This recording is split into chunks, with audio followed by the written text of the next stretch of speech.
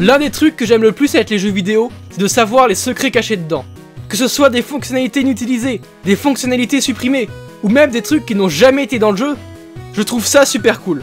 C'est assez intéressant de voir comment est-ce que le jeu aurait pu être si ce contenu était présent dans la version finale. Minecraft aussi contient du contenu inutilisé, mais malheureusement comme leur nom l'indique, si c'est inutilisé, eh ben c'est pas utilisable. Et oui, et c'est là que les mods entrent en jeu. Parce que les seules limites avec les mods, c'est notre imagination. Et le launcher CurseForge officiel. Ce truc marche jamais. Il existe le mode Rediscovered en 1.8, un mode qui prend plein de ses fonctionnalités inutilisées et d'autres trucs, et leur donne une seconde vie, en les implémentant dans le jeu. À l'époque, c'était l'un de mes mods préférés. Parce qu'il est cool, et surtout, parce que First Jumper avait fait une vidéo sur ce mode. C'était tellement bien quand il faisait des vidéos sur Minecraft. Oh, c'est trop mignon, regardez! On dirait des boules, quoi. Oh, c'est beau. Genre. Bien mieux que les merdes en IA qu'il fait aujourd'hui. Mais si je vous parle de ce mode, c'est pas par nostalgie. Enfin si. Ou pour vous parler des fonctionnalités utilisées de Minecraft. Non, non, non. Ça, je le ferai dans une autre vidéo. Si je vous en parle aujourd'hui, c'est parce que le mode a très mal vieilli. À un point où ça devient intéressant. Donc voyons ce qu'il y a de spécial avec Rediscovered, spécifiquement la version 1.8, pas celle dans les versions récentes avec les problèmes corrigés. C'est pas marrant. Ces versions n'ont pas été présentées par Fufu. On s'en fiche. Déjà, qu'est-ce que le mode? Rediscovered était originellement un mode pour Minecraft 1.7.10 et 1.8, créé par un utilisateur de MinecraftForum.net appelé Stormister. Et la version actuelle du mode est gérée par Modding Legacy. Il a pour but d'implémenter dans Minecraft des fonctionnalités qui sont inutilisées dans le jeu, qui ont été supprimées, et même des qui n'ont jamais été dans le jeu, mais simplement mentionnées par les développeurs. Sauf que bien sûr, vu que quasiment aucune de ces fonctionnalités n'était complète, ils ont dû imaginer comment est-ce qu'elles auraient été implémentées. Et de façon très rigolote quand on regarde avec le recul. Je vais présenter assez vite ce qu'il y a dans le mode, tout n'est pas intéressant. Sans ordre spécifique, on a du mobilier avec une table et une chaise. Ces deux-là avaient une texture dans terrain.png et pouvaient exister grâce à un bug où du blé pouvait avoir des mauvaises textures, ce qui donne l'apparence d'une chaise ou d'une table. C'est à peu près pareil, mais avec un vrai modèle 3D, et maintenant, on peut s'asseoir. Révolutionnaire. Il y a des dalles de terre.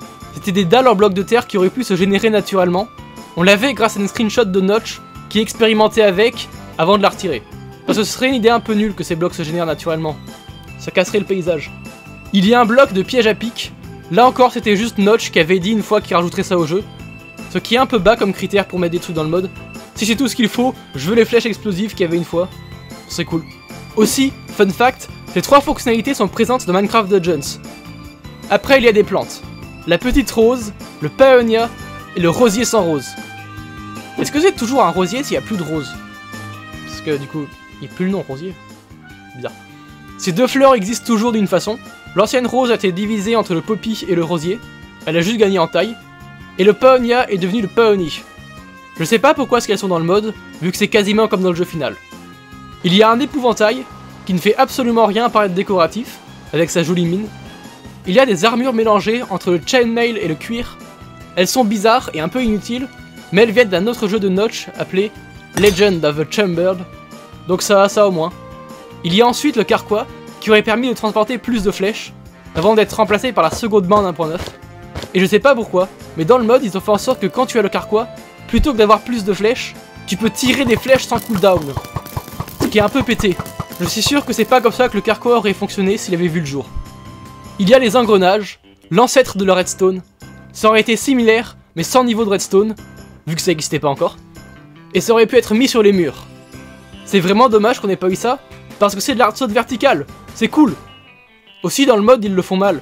Les engrenages se touchent pas, leur texture ne dépasse pas de leur bloc alors qu'ils le font dans la vidéo de Notch. 0 sur 20, peut mieux faire. J'ai pas non plus vérifié si ça a été corrigé après, parce que ici on n'est pas professionnel. Après il y a 4 créatures. Rana, Beast Boy, Steve et Black Steve. Ces créatures ont vraiment été dans le jeu il y a longtemps, et ne sont pas restées longtemps. Ils ne collent pas du tout au style du jeu, et c'est normal qu'ils furent retirés. Mais j'aime bien Rana, elle a un design cool. Par contre les trois autres, on a 3 reskins de ce truc, dont un qui aurait risqué de faire des controverses de malade s'il avait été rajouté aujourd'hui. Il y a le rubis, un minerai qui est en réalité l'émeraude avec une texture différente. Elle était aussi présente longtemps dans les fichiers du jeu, mais n'avait jamais été prévue d'être implémentée. Elle a aussi réapparu dans un spin-off, étant Minecraft Earth, où cette fois-ci elle est devenue la monnaie virtuelle du jeu, qu'on payait avec du vrai argent, Une arnaque en gros. Et Minecraft Earth avait pris fin en 2021, donc le Ruby est la seule fonctionnalité à être supprimée 2 fois. Un record assez intéressant si je puis dire, mais je crois pas que quiconque aurait aimé l'avoir. Ensuite, on a un bloc qui aurait remplacé les torches, la lanterne. Attendez une minute, elle est dans le jeu celle-là. Il y a le bloc d'éponge, qui fait une zone cubique d'air quand on la met dans l'eau. Hein? Les cerisiers, les pigmen, les poissons. Attends, mais ils sont tous dans le jeu. L'obsidienne pleureuse et le lectern. Bon ok, laissez-moi vérifier un truc. Nope, je suis bien 1.8. La plupart des fonctionnalités du mode Rediscovered, qui rajoutent les fonctionnalités que le jeu n'a pas, sont arrivées dans le jeu longtemps après, et dans des formes bien plus travaillées. C'est assez intéressant à savoir, on peut se dire que dans le développement de Minecraft, quelque chose est utilisé pour un jour voir le jour dans le jeu. N'est-ce pas, illusionniste? Ouais, c'est ça, à part toi. Voilà, c'est tout ce que je voulais dire. Sans blague, j'ai fait cette vidéo juste pour vous dire que les trucs inutilisés seront revus plus tard. Ce qui est cool, mais est-ce que ça se voit que j'ai pas idée de vidéo et qu'il est 22h30 quand j'écris ce script? Oui? Ah bah mince alors. Faut que je parle au moins du dernier truc du mode. Lorsque vous dormez, il y a une faible chance que vous vous réveillez dans une maison étrange sur une île flottante. Elle-même dans une dimension étrange. La Sky Dimension.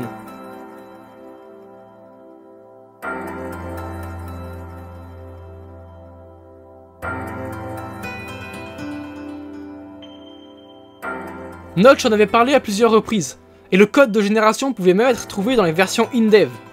Cette dimension aurait été une dimension paradisiaque, opposant l'enfer du Nether. Elle ne fut pas implémentée à cause de problèmes divers, et aussi parce que c'est juste un monde normal, mais dans les airs.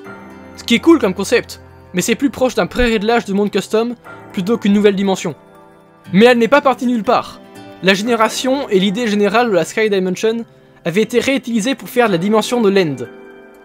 En vrai, c'est ma partie préférée de ce mode, et la raison pour laquelle je jouais avec. Parce que son interprétation de la dimension consistait pas simplement à refaire ce que Notch avait fait, mais il en fait une dimension qui met en avant tout ce que le mode a à offrir. Sur les îles, on trouve des arbres de cerisier, qui sont juste un reskin des chênes. On trouve les petites roses. Et surtout, si on explore assez, on peut trouver des villages de pigmen.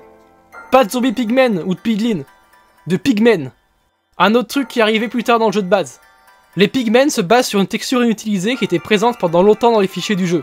Et tout le reste qu'ils font, comme avoir des jobs, faire du commerce ou vivre au paradis, c'est rajouté par le mode. On peut apparemment aussi trouver des œufs de dragon rouge dans la Sky Dimension.